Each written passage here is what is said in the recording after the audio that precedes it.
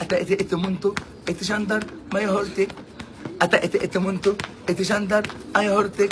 Anti şuagre, tarabattata, nubin kira, tatşuriyubu, masakin.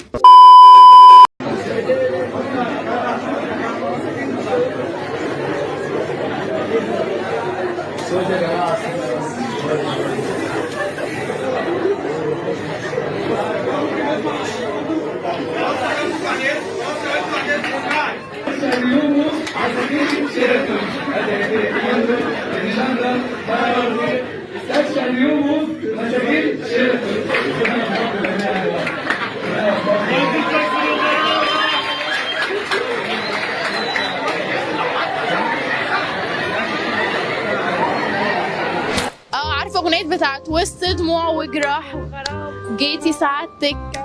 مكسوفه دلوقتي الناس بتتفرج بجد مكسوفه ولا كأنهم واقفين كملي. عامله ايه شايفاهم؟ انا مكسوفه. المره اللي كنت بحب عنبه ما بقتش احب عنبه خالص. ليه؟ نو غيرت ماشي بقى قدامنا بتبقي حاجه قدام الناس بتبقي انا عليا المضروبه انا عليا نمبر 2 قدام الناس عليا نمبر 2 قدام الناس انت بتكلمي عادي دلوقتي قدام الناس المهم ودك زي قلته عادي عادي.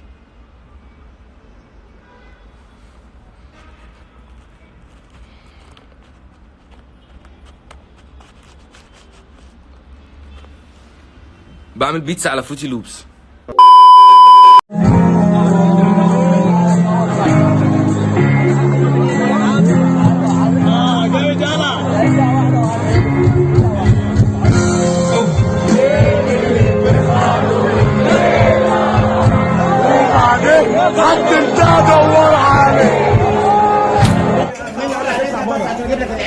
مين ده؟ ليه عشان ما بلاش؟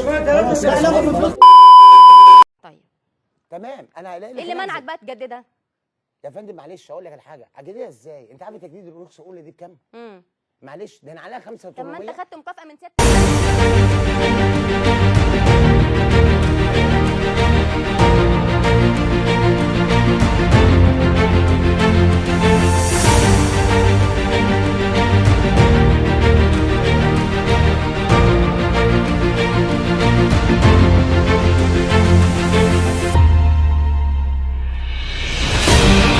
السلام عليكم ورحمة الله وبركاته. ازيكم يا جماعة عاملين ايه؟ يا رب دايما تكونوا بخير. ان شاء الله جايين نتكلم عن موضوع يعني احنا ضايعين بسببه. لقيت ان انا لازم اتكلم عن الموضوع ده باستفاضة شوية. النهارده احنا جايين نتكلم مع بعض عن كذب السوشيال ميديا. واحد دلوقتي لما قال لي السوشيال ميديا بتكذب، او حد بيكذب على السوشيال ميديا، احنا بنصدق اي حاجة يا عم. ما هو انا جاي لك النهارده عشان نقطة احنا بنصدق اي حاجة يا عم دي.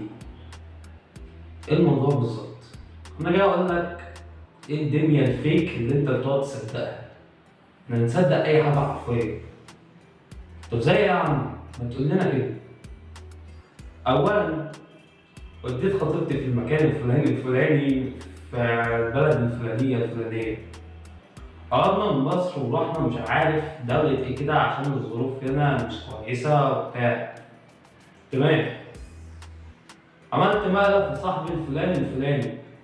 تمام. شوفوا جبت عربية نوعها ايه؟ تمام. شفت جبت تليفون نوعه ايه؟ تمام. اختبار الخيانة، اختبار الصداقة، اختبار الأمانة، حاجات تانية كتير. مثلا قال لك اختي ماتت، مراتي ماتت، مش عارف ايه. الكلام ده كله فيك. الكلام ده بيخش الدماغ؟ لا ما يخشش الدماغ خالص. تلاقي واحد ورا التاني بيتصارعوا ان هم يطلعوا لنا ترند عشان سيادتنا بنصدق اي حاجه، ما انتوش شغالين ده.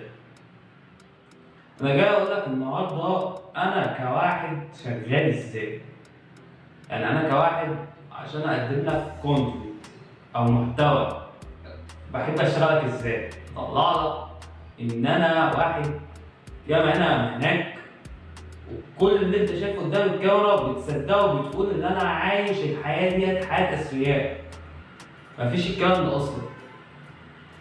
بقينا بنشوف في ناس بتحسب كونتنت كريتورز او اللي هم صناع المحتوى عشان الحياه اللي هم عايشين فيها. وانت ورا الكاميرا غلبان بيحصل فيك بلاوي. تعال اقول لك انت كمشاهد بتصدق ايه واحنا في الواقع كمصنعين محتوى عايشين ازاي. بص يا سيدي، في الاول كده اي واحد صانع محتوى انت بتشوفه ايا كان هو مين، هو انسان زيه زيك، ما يفرقش عنك في اي حاجه.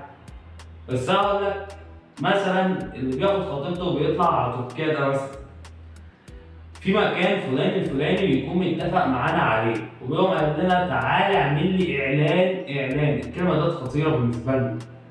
تعالى اعمل اعلان عن المكان الفلاني وهديك في المقابل فلوس وازود لك قناتك. تمام؟ في ناس تانيين مثلا هو بتاع الاعلان الاقيه يقوم قايل ايه؟ تعالى اعمل لي اعلان، تمام؟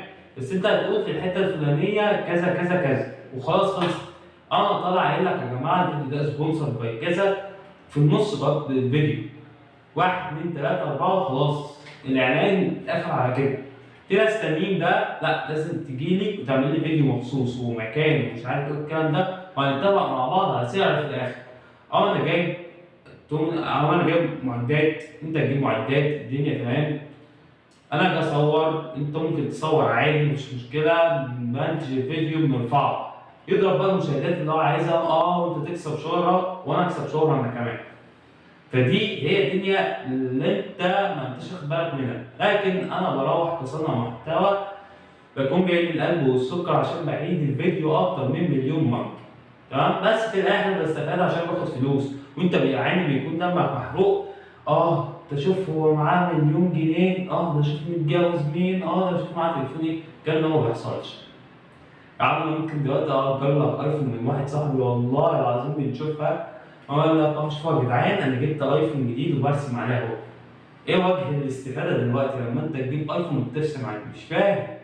مش فاهم يعني ايه. واحد تاني ممكن يكون عامل اغنيه ويقعد يتكلم فيها كلام مش مفهوم ومش منطقي ويطلع يقول لك على الهوا مع المذيع اصلا انا ما كنتش دريان باللي انا بعمله وانا ندمان اصلا. والراجل اللي معاه اللي هو بيقول عليه مدير اعماله يوم قايل لك ده هو تعبان في عقله واحنا عالجناه بعد ما الاغنيه اتشهرت في اسبوع. يا راجل يا محترم، المستشفيات اللي بره مش اللي في مصر، المستشفيات اللي بره بتعالج الناس في اقل حاجه شهرين. انت بقى تيجي تقول لي احنا عالجناه في اسبوع. عالجتوه في اسبوع ازاي حضرتك؟ مش فاهم ازاي اصلا. يعني واحد رقص كده وخلاص الفلوس بقت بتاعه معاه الدنيا قشطه. واحد تاني يعمل نفسه مطرود من المطعم وفي الاخر نتفاجئ انه مش مطرود من المطعم والدنيا حلوه خالص. اختبار الخيانه واختبار الامانه واختبار الصداقه واختبار الحب ومش عارف ايه، كل الكلام ده يا جماعه فيك. انا بكون متفق مع فلان الفلاني يا اسطى تعالى هنصور مع بعض كذا كذا كذا وانت هتمثل انك بتعمل كذا كذا كذا ويبين انك مش متفاجئ وبتاع ومحدش هيلاحظ، وفعلا الناس ما بتلاحظش. بس بيجي الوقت وبيتقلب عليك كل الكلام ده. لازم تصدق انك عايش في مجتمع غبي شويه. انت عايش في مجتمع غبي بيصدق اي حاجه. يعني دلوقتي لو طلعت فتيت عليك في التاريخ وانت قايل لك عبد الناصر مش عارف عمل ايه وهو ما عملش اصلا كذا، محمد السادات مش عارف عمل ايه وهو ما عملش كذا، حرب اكتوبر ما قامتش اصلا، تمام؟ فانت بتهيألك انا بتكلم صح وقشطه.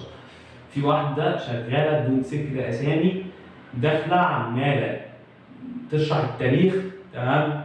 على اساس انها بتوري الاجيال الجديده التاريخ بتاعنا عامل ازاي، وهي اصلا كل كلامها غلط خالص. ربنا يسامحنا على كل اللي احنا بنشوفه ده. طيب احنا ليه بنقعد نعمل تقدير للكلام ده؟ يا جماعه والله العظيم انت بتشوف مثلا واحد جايب خطيبته ولا مراته رايحين المكان الفلاني وهي بدل انها بتضحك والله العظيم ورا الكاميرا تلاقوا متخانقين خناق الدنيا والاخره. يا شحات السبسكرايبرز، يا شحات الفيوز، فوق لنفسك وفوق اللي انت بتقدمه. ليه احنا لازم نقعد نسير الجدع على الفاضي والمليان علشان الفلوس؟ مفيش داعي للكلام ده كله. في حاجات بنات بنشوفها بيعديها كانوا ماتش كورة يعني. ليه؟ يعني تخيل كده ترند يكون طالع مرات ترند أتفه منه، ترند أتفه منهم، ترند أتفه منهم هما التلاتة، ويجي خبر مهم كده أهو ما يطلعش ترند، ما عملش ضجة بالنسبة للناس دول كلهم. احنا مثلا شفنا موضوع فتاة جامعة المنصورة ده، الموضوع عدى والدنيا تمام عادي خالص، احنا مبردين في دمنا. الشهر اللي بعده على طول واحدة تانية من الشرقية، كبر دماغك يا عم يعني ما يطلعش ترند. احنا عايزين واحد يطلع يرقص، احنا عايزين بنات يطلعوا يرقصوا، اصل ده اللي الشعب عايزه، ده اللي الناس عايزينه. ابلكيشن تيك توك ده عليه بلاوي، ابلكيشن لايك ده عليه بلاوي، وفي حاجات على اليوتيوب فيها بلاوي، ما بهزرش بتكلم كده. عزيزي المشاهد، يعني نقي اللي انت بتختاره، ما هو انت اللي بتعمل قيمه للتفاهات بس. يعني بتاع انت شواجري ده، يعني ايه انت شواجري صراحه ده؟ ما انت اللي عملت له قيمه. بتاع كشري التحريم، ما انت اللي عامل له قيمه. كل الناس دي انت اللي عامل لها قيمه، ولا حياتي اللي ما انتوا بالك. انت لو جيت فتحت الترندات دلوقتي كلها والله العظيم ترندات مسخره، ما تلاقيش بواحد متعلم، ما تلاقيش بواحد مسلم. احنا بقينا في قمه التخلف، التغيير ده ربنا ادانا ده عشان نفكر بيه، لا الغيهولي يا ابني، قولي ما تخلينيش افكر بيه. امال ايه الفرق بينك دلوقتي وبين الحيوان؟ ولا حاجه ولا حاجه ولا حاجه اللي ما انتوا بالك. يعني اظن الرساله وصلت. شوف بقى انت عايز تختار ايه، اختار انت طريقه وما تمشيش ورا التفاهات. كان معاكم اخوكم عبد الرحمن احمد الجمال، ما تنساش تعمل لايك وسبسكرايب على القناه عشان توصلك كل جديد كده ان شاء الله. اشوفك الفيديو الجاي، سلام عليكم.